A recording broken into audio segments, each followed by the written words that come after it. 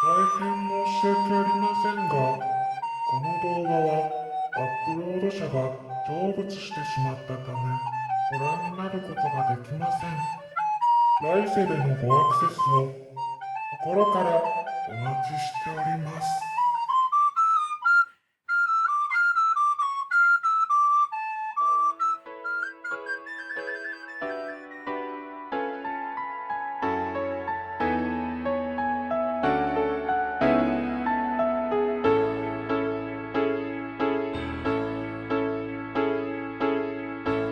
寂しさ感じます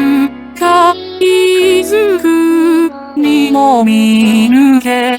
しき巨大ほどの死を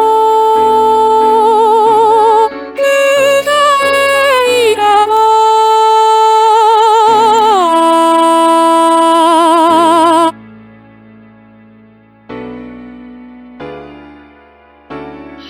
死後は彼方愛に手の月春の酔いさぬるればしずきただいたずらみと日が満ちるの牛夜明け離れぬほどに犬に飾ら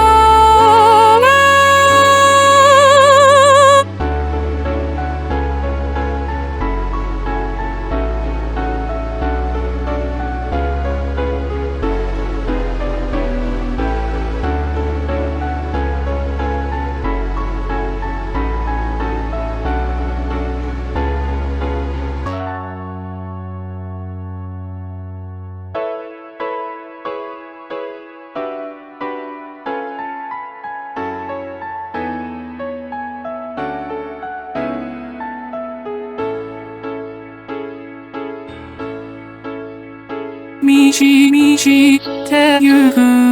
君のうさぎ網の風のひさく魂を夕暮れに沈む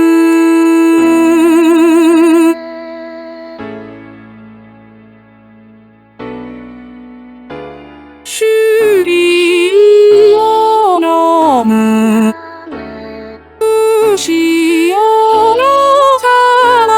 ゆく川の流れを絶えずして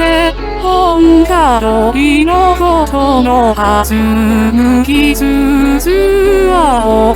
牛虎の国技に草すらば